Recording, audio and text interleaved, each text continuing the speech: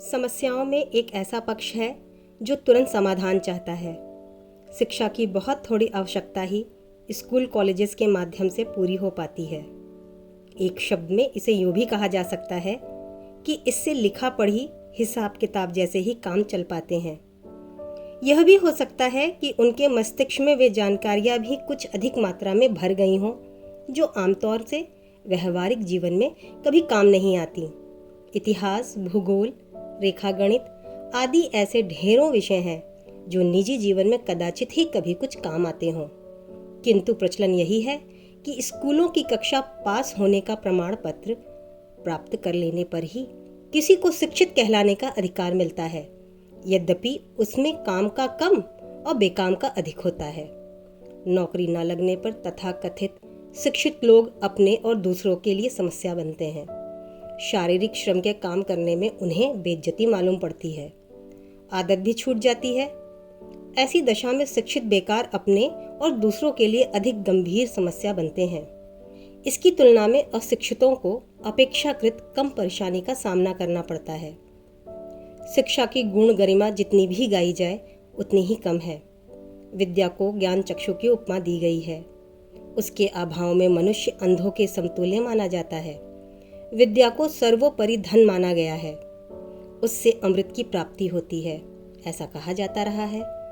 पर उसमें सभी विशेषताएं तब उत्पन्न होती हैं जब उसके द्वारा मनुष्य के गुण, कर्म, स्वभाव का, व्यक्तित्व का विकास हो, प्रतिभा को समुन्नत सुसंस्कृत बनाने में सहायता मिले। अन्यथा भ्रष्ट चिंतन और दुष्ट आचरण से मनुष्य और भी अधिक खतरनाक हो जाता है। उसे ब्रह्म राक्षस की संज्ञा दी जाती है।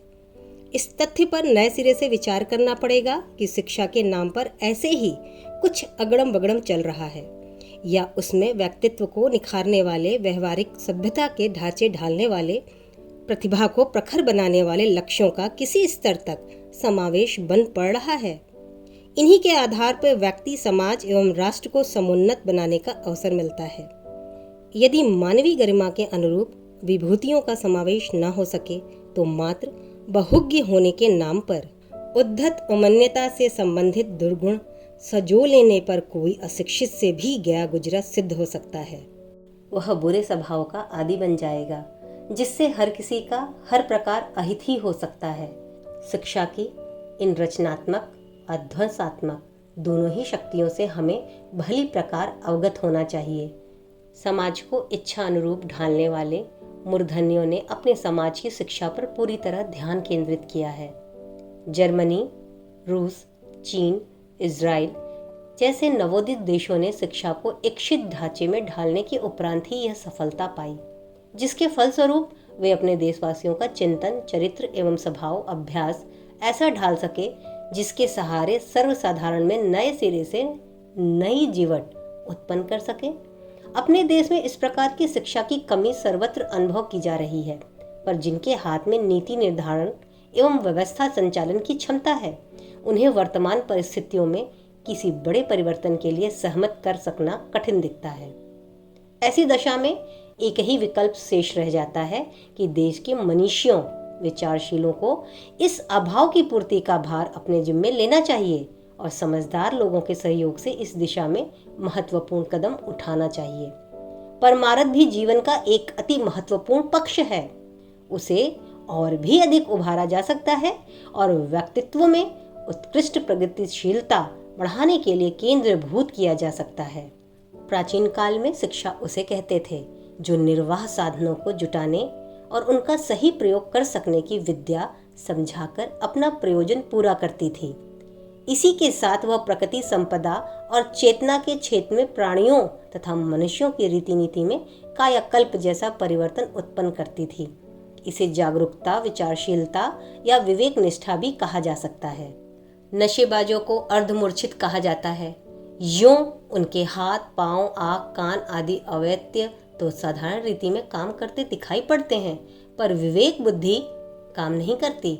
सभ्यता एवं सुसंस्कृता से संबंधित जागरूकता को वे भुला बैठते हैं। ऐसी ही स्थिति प्रायः अनगढ़ जनों की होती है। मानवीय गरिमा के अनुरूप चिंतन किस प्रकार करना चाहिए, अपना चरित्र स्तर कैसा रखना चाहिए, व्यवहार में शालीनता का समुचित समावेश, किस प्रकार रखना चाहिए, यह सब औचित्य वे भूल जाते हैं। उन्हीं से खुमारीग्रस्तों से जैसी भूलें हो जाती हैं वैसी ही वे आए दिन पग पग पर करते रहते हैं। आत्मविस्मृति का लांछन ऐसा है जिसके रहते मनुष्यों को नर पशु, वन मानुष आदि के नाम से भी जाना जा सकता है। मनुष्यता सभ्यता एवं सुसंस्कृता से आरंभ होती है। यही है अपने स्तर के गुण कर्म स्वभाव के संबंध में बरती जाने वाली जागरूकता। इसके अभाव में मनुष्य गई गुजरी स्थिति में भी पड़ा रहता है। प्रगति का द्वार तो उसके लिए बंद ही रहता है। सुविकसित जनों की तुलना में उसकी रीति नीति उपहासास्पद हेय एवं तिरस्कृत ही बनी रहती है। हमें यह मानकर चलना चाहिए कि इन दिनों सर्वत्र भौतिकवाद का ही बोलबाला है। मनुष्य अपने आप को मन समेत इंद्रियों का समुच्चय शरीर मानता है, इसलिए उसकी जो कुछ इच्छा, अभिलाषा, आकांक्षा, चेष्टा होती है वह शरीर की परिधि तक ही सीमित होकर रहती है। पढ़ना, करना और सोचना उसी छोटी परिधि में सीमाबद्ध रहता है। आत्मा भी कोई चीज है, इस क्षेत्र में उससे कुछ सोचते करते भी नहीं बन पड़ता। वस्तुतः यह कार्य के क्षेत्र में आता है। सभ्यता शरीर को और सुसंस्कृता मन को प्रभावित करती तथा परिष्कृत बनाती है। यह पक्ष उपेक्षित है। जब उसकी महत्ता आवश्यकता तक समझी ना जा सकेगी तो फिर कोई कुछ करेगा भी क्यों।